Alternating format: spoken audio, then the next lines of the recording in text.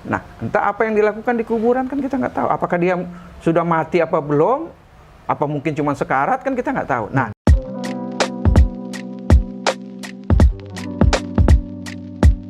Assalamualaikum, selamat datang kembali di channel ini. Kali ini saya akan membahas mu'alaf lagi. Dia ngakunya pendeta, guys. Dan dia mengatakan bahwa Yesus itu sebenarnya bisa jadi nggak mati. Dia bisa jadi hanya pingsan saja. Setelah mengalami penyiksaan yang begitu hebat, Yesus dikatakan pingsan oleh Pak Mu'alaf ini. Ya, kita langsung aja nonton videonya. Nabi Isa disalib, kemudian dieksekusi, kemudian dia diturunkan, ya kan? Kalau Yusuf Arimatea dan rekan-rekan, ya kan? Dengan permintaan dari Yusuf Arimatea, minta ke Pontius Pilatus, mengajukan surat permohonan ke Pontius Pilatus, dibawalah, ya boleh, turunkan aja kalian, turunkan nabimu itu dari tiang salib. Diturunkan, dikubur, ceritanya kan? Dikubur. Nah, entah apa yang dilakukan di kuburan kan kita nggak tahu. Apakah dia sudah mati apa belum?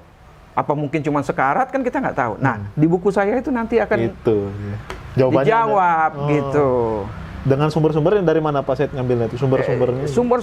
Sumber yang utama dari Injil sendiri dan Al-Quran itu, dan referensi dari buku-buku lain gitu ya. Ini tapi menarik. sumber yang penting itu adalah dari Injil itu sendiri gitu.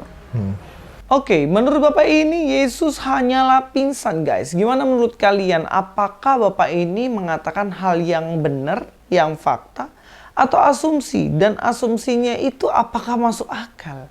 Nah, kalau kita berbicara mengenai kematian Yesus, maka jika ada orang yang mengatakan bahwa Yesus tidak mati, itu pertama, itu dongeng. Kedua, jelas dia tidak pakai logika. Kenapa saya mengatakan begitu? Karena yang pertama, kita harus tahu bahwa Yesus itu mengalami penyiksaan yang luar biasa mengerikan. Dan sebagai manusia biasa pasti udah mati lama. Oke, kita akan lihat apa aja penyiksaan yang dialami Yesus. Kalau kita lihat di Taman Getsemani, Yesus sempat mengalami yang namanya dia pecah pembuluh darah. Saking takutnya, bagaimana keringatnya, bahkan mengeluarkan keringatnya itu seperti tetesan darah atau keringatnya itu berupa darah. Dan ini kalau kita lihat jelas-jelas ini pembuluh darahnya udah pasti pecah. Dan dia pasti mengalami sesuatu yang buruk, bahkan sampai keringatnya tuh keluar darah. Yang kedua, dia dipukulin sampai sakit semua badannya. Gak hanya itu, dia harus mengangkat salib, dia juga harus di situ dikatakan bagaimana dipaku tangan dan kakinya, lambungnya ditusuk bahkan sampai mencucurkan. Di situ pastinya darah bercampur dengan air. Jadi dari penyiksaan ini tentunya udah pasti Yesus itu mati. Kalau nggak percaya kalian tes lah ya.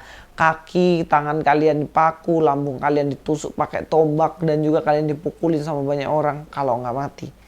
Tapi ada satu penyiksaan yang mengerikan, salah satunya cambuk. Dan pemukulan atau dicambuk ini dikatakan bahkan di situ nggak cuman 40 kali, 39 kali, tapi banyak banget. Kalau menurut hukum Yahudi itu dipukulin itu biasanya 40 kali ya. Seperti yang dikatakan di dalam Ulangan ya, dikatakan di ayat yang kedua, maka jika orang yang bersalah itu layak dipukul, haruslah hakim menyuruh dia meniarap dan menyuruh orang memukuli dia di depannya. Dengan sejumlah deras setimpal dengan kesalahannya, 40 kali harus orang itu dipukuli.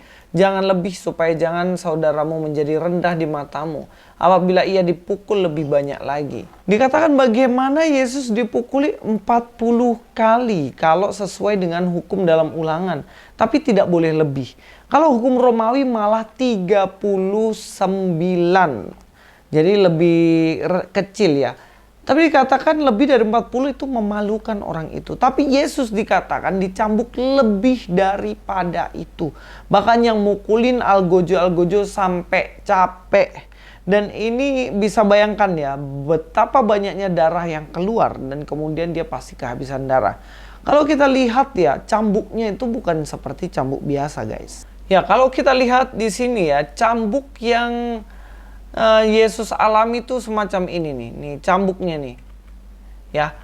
Bagaimana seorang diikat kemudian dicambuk, bahkan dikatakan kalau ini sampai 39 kali. Tapi bayangin ya, cambuknya tuh kayak gini nih. Dia itu satu, tetapi di ujung-ujungnya itu ada duri-duri semacam ini. Dan ini mengerikan sekali. Satu kali cambukan sudah 1, 2, 3, 4, 5, 6. Bahkan 6 terus duri-duri kecilnya itu nyangkut di dagingnya. Ya pasti hancur-hancur kulitnya begitu loh. Dan ini yang Yesus alamin. Nah seperti ini. Banyak sekali duri-duri di ujung dari cambuk itu. Kalau kita tahu hal ini, maka kita nggak akan secara logis mengatakan, dia pasti masih hidup. Nggak mungkin. Itu pasti mati, mengalami penyiksaan yang sedemikian rupa. Jadi kalau Yesus dikatakan pingsan, itu nggak mungkin. Sekarang kalian tes lah, mengalami penyiksaan seperti Yesus dan kalian cuma pingsan. Apalagi zaman itu belum ada infus, bukan ada perawatan rumah sakit.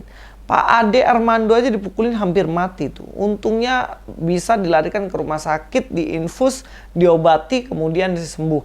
Apa jadinya kalau seperti zaman dulu yang nggak ada hal demikian? Yang kedua, nggak mungkin Yesus nggak mati. Karena waktu itu banyak sekali orang yang melihat kejadian itu. Dan tentunya kalau ada seorang hukuman mati dan dia tidak mati, semua orang pasti akan tahu itu. Dan semua orang pasti mengatakan bahwa Yesus tidak mati. Tapi faktanya Yesus itu mati. Di ayat yang ke-62, keesokan harinya yaitu sesudah hari persiapan datanglah imam-imam kepala dan orang-orang Farisi bersama menghadap Pilatus. Dan mereka berkata, Tuan, kami ingat bahwa si penyesat itu sewaktu hidupnya berkata, sesudah 3 hari aku akan bangkit.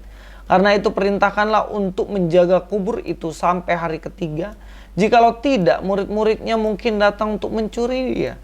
Lalu mengatakan pada rakyat, ia telah bangkit dari antara orang mati. Sehingga penyesatan yang terakhir akan lebih buruk akibatnya daripada yang pertama. Kata Pilatus kepada mereka, ini penjaga-penjaga bagimu, pergi dan jagalah kubur itu sebaik-baiknya. Maka pergilah mereka dan dengan bantuan penjaga itu mereka memeterai kubur itu dan menjaganya. Ya kalau dari ayat ini aja udah jelas ya bahwa Yesus itu mati dan kemudian dikubur. Bahkan orang-orang di situ takut jangan sampai mayatnya Yesus dicuri para muridnya. Makanya dijaga. Dan pada waktu itu penjagaannya ketat, tapi Yesus toh bangkit. 3 hari di dalam kuburan gak dikasih makan, gak dikasih minum dengan kondisi penyiksaan semacam itu. Apakah mungkin Yesus hanya pingsan? Kan nggak mungkin. Jadi kalau berargumen itu Mbok Yo yang logis dan dengan data yang konkret. Supaya tidak memalukan.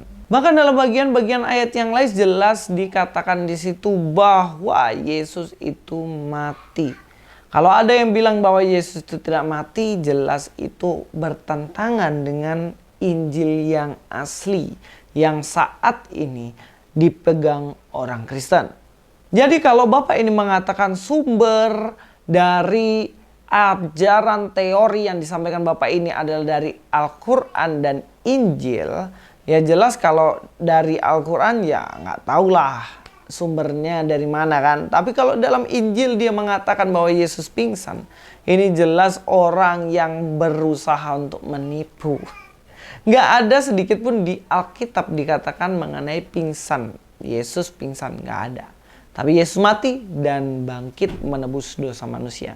Sampai ketemu di video selanjutnya. Luis Prasetyo di sini. God be with you all.